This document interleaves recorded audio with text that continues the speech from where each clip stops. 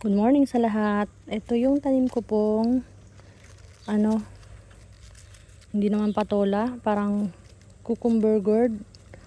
Pag search ko po sa internet, ayun ang lumabas. Ay, meron pang dalawang naglalabing-labing. Kunin ko na po iyan ngayon. 2 piraso. Ayan po, 2 piraso, 2 menu din ang magagawa ko dito.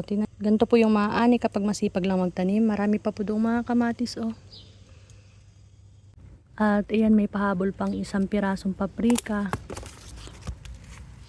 Pahinugin ko na lang po ito sa loob. O, diba? Red na ang kulay. At marami pa doong kamatis din sa ilalim, oh. Sobrang dami ng bunga ng kamatis. Meron palang okra dito sa ilalim. Yung bata pa. Ito pa yung isa. 2.